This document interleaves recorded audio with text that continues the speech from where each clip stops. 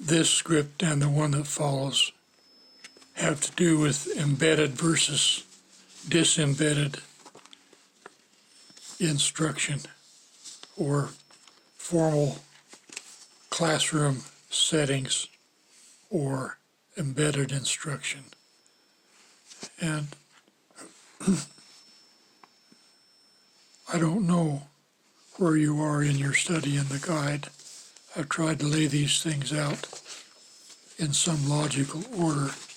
This is pretty far down the line from the basics, but it's actually the heart in some ways of this whole effort we're making. The idea is to craft educational spiritual interventions that lead the learner or the hearer into a state we call guided reinvention, where they begin to adopt the material being presented, think about it, have their aha moments, and begin to reinvent their own version of how this material could work in their lives. Remember, with the ZPD, the zone of personal dominion, where the human mind is encapsulated in an aura or a barrier that allows nothing to enter in that person does not allow to enter in. Excuse me, we have to honor that in our teaching. So the idea is to penetrate that barrier, and you need to know not just that you should do it, but how to do it. And my whole life, I've had this idea in my mind, and it's guided my own study and growth, and that is,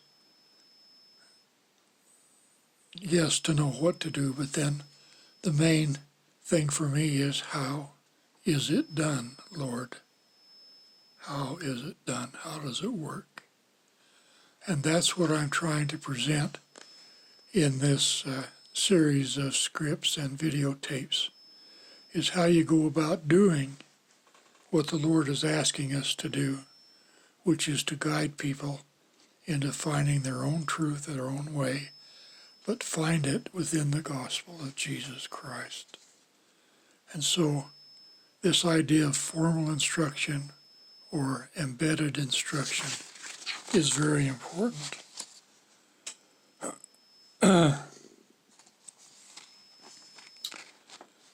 We're going to talk about dyadic, D-Y-A-D-I-C,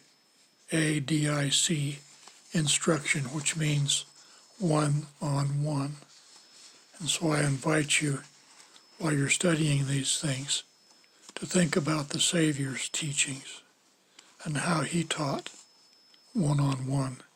He certainly taught group instruction, and you probably will too. But there was a special dyadic, one-on-one mode of instruction that he uses to be really effective in helping a person master the gospel.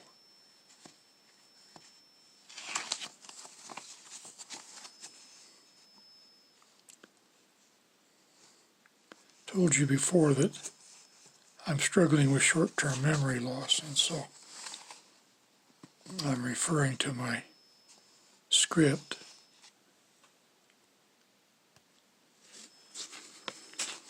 Now, if you want to follow along, if you pull up a copy of the study guide, and one of the thumbnails will show you where to find it if you've forgotten, but you can read along while I'm doing this and find out the things that I'm not including, and you can read very widely to help you understand better what we're talking about.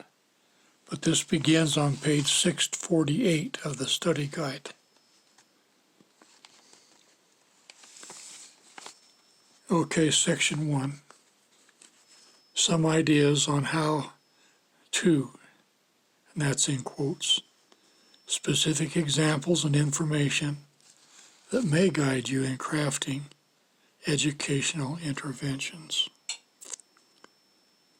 Now, the way our society passes on its culture is called informal. And that means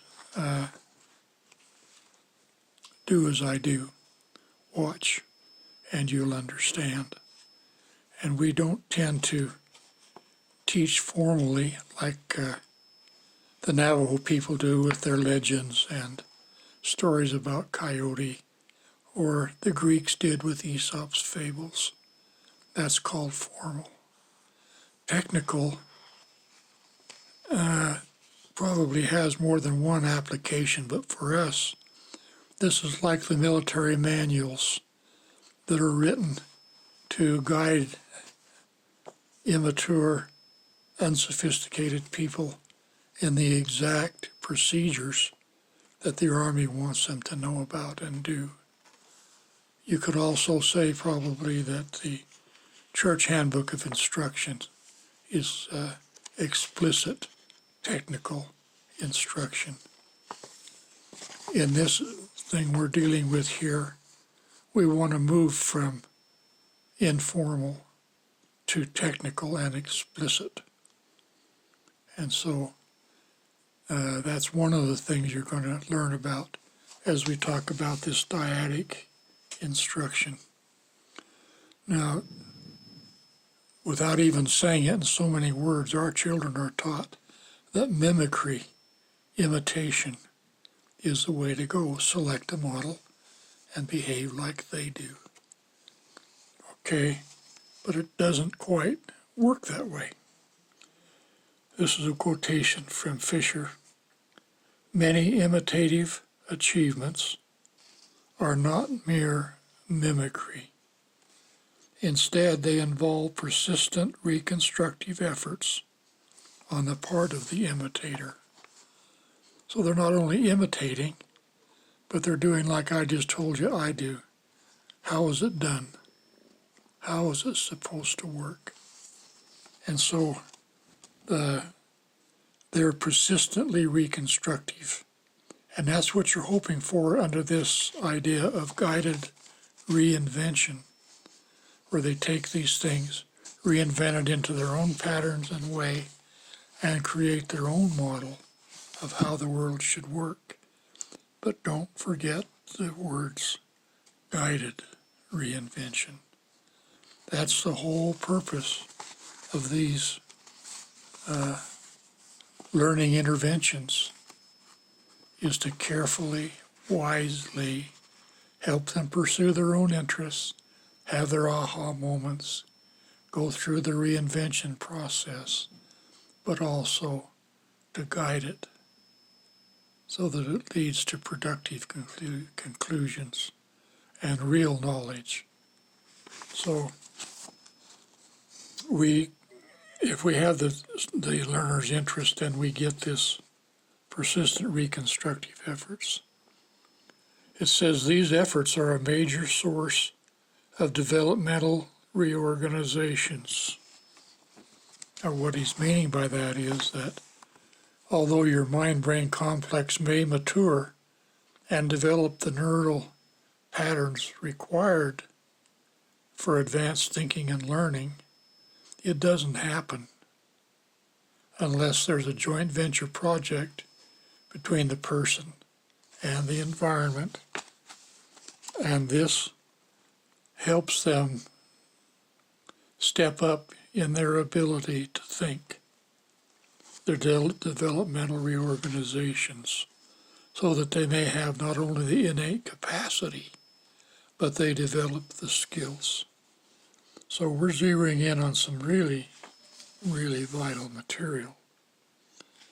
Okay, the source of developmental organizations, especially when complemented by the purposive teaching spontaneously provided by parents. Now, purposive teaching should ring a bell for you, a warning bell. Okay, just being the sage on the stage, lecturing, providing all the answers, all of those things. That just kills this process because the learner's capacity for guided reinvention is very fragile and very easily drowned out in the noise of instruction. That's one reason dyadic instruction is critical to really effective interventions.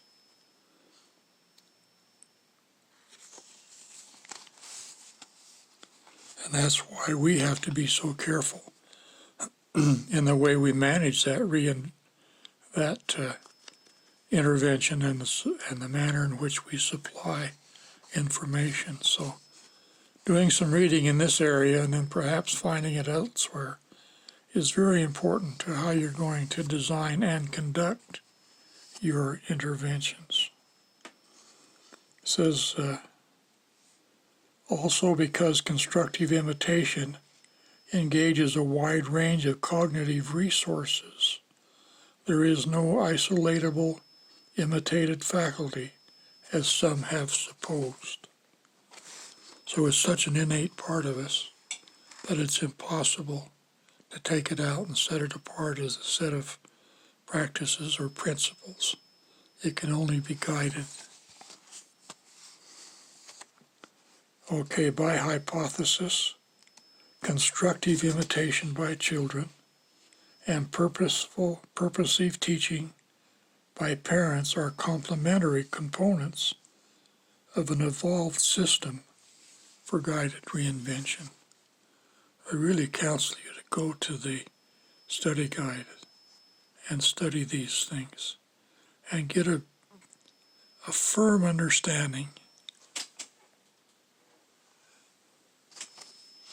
of what's going on here, because this is the engine that will drive your interventions and make them work.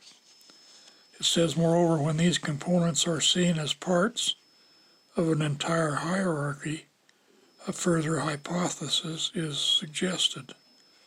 When cognitive development is proceeding most rapidly, it will involve guided reinventions embedded within goal-directed activity that is undertaken jointly by an apprentice, the child or the immature adult, and an expert who are tied together by positive affect. Affect is used here is also a very critical principle. If you have an affective relation, it means it's warm, friendly, trusting. Okay? And where they're willing to open their mind and risk using their mind in your presence, rather than just waiting quietly for you to tell them what the next thing is. So what we're saying here is if you want to not only teach vital information, but you want to assist cognitive development, in other words, an increase in the ability to exercise thinking skills, it'll involve this sort of thing where there's an apprentice and an expert and an affective relationship.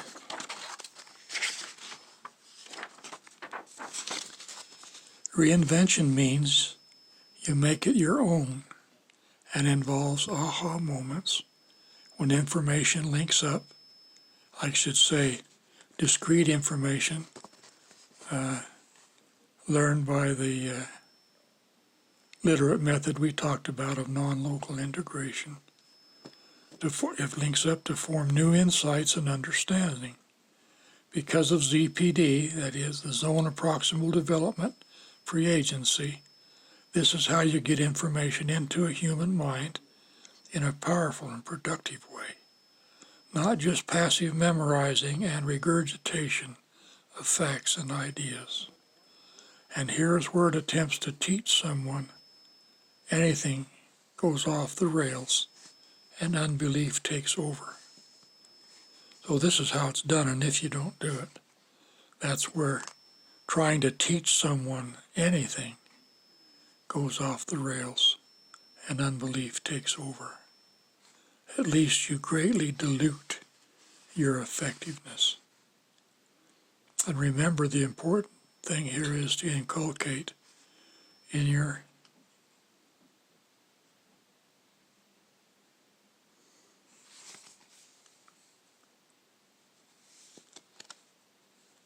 I'm trying to see,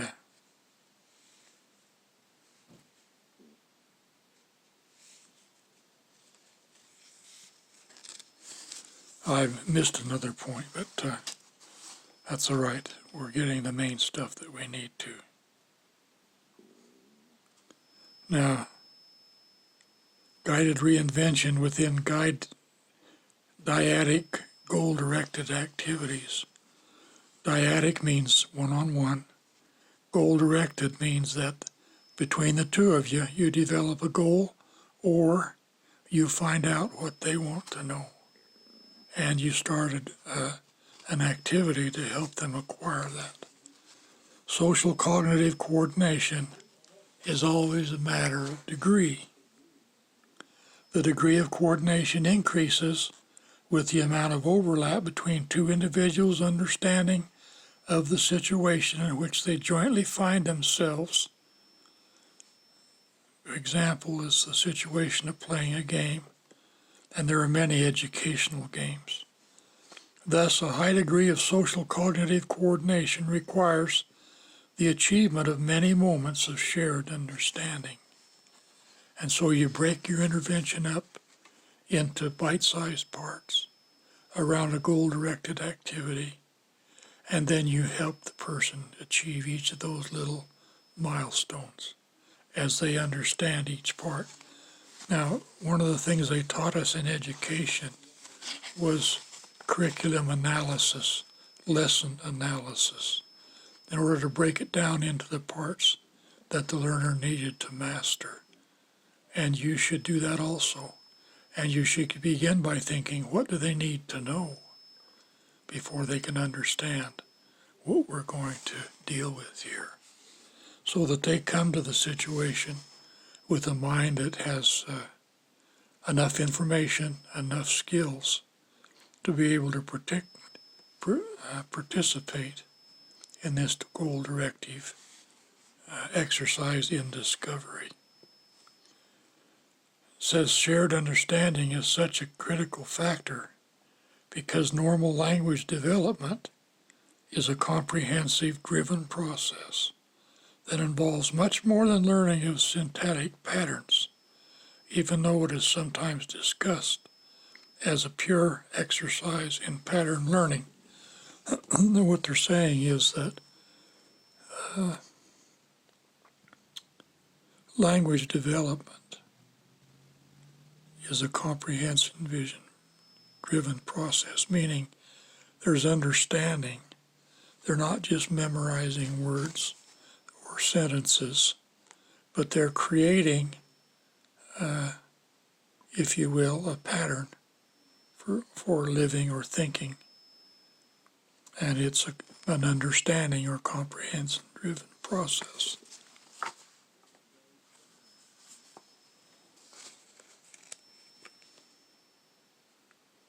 Comprehension involves both isolating new patterns and making sense of them by finding a way to articulate them with what is already understood. That's why dyadic instruction is so critical. That's why understanding your learner, your subject, so you know where their mind is, you know what they know. You know what their level of cognitive thinking ability is. And so as they try to do this, you help them find a way to articulate what is already understood with the stuff that you're hoping they will learn. Did you pick up on the word articulate? One of our announced purposes is to help in the creation of a fully articulated human mind. So we're beginning to come up upon what that means. In guided reinvention, the adult and child share an understanding of their joint situation and the adult's speech takes that understanding as a point of departure while heeding developmental and contextual constraints. As a result of this support, the child stands a good chance of being able to comprehend the adult's utterance the first time he or she hears it, even when it contains novel components. And that's quoted in the study guide. It comes from something that Fisher published, Cognitive Development in School-Aged Children, and you should be able to find that on the internet if you need to. How do child and adult articulate new patterns with what the child already understands? The child seeks above all to discover the relevance of the adult's contribution to his or her own purposes and the goals of the moment. The adult attempts to ensure that his or her acts are relevant to the child's activity in the way that the child is prepared to discover. Now, this is where you get them in this zone of proximal development where their thinking skills are being brought forward and established, and they begin to make discoveries. Now, in my notes it says, does that sound like you're supposed to give them all the answers, to be the sage on the stage? One of my most common responses to my students when I was teaching 7th and 8th grade was, what am I, the answer man? So one of the things where, well, I shouldn't say all of this. I don't have any right to. But one thing you might want to examine is where instruction goes astray. Teaching in the church, in the home, in business, or anywhere else, where it comes off the wheels. In this material, you're beginning to get some sort of an introduction to that. Now, I've used up more than my 15 minutes, so I'm going to stop and move on to the next videotape.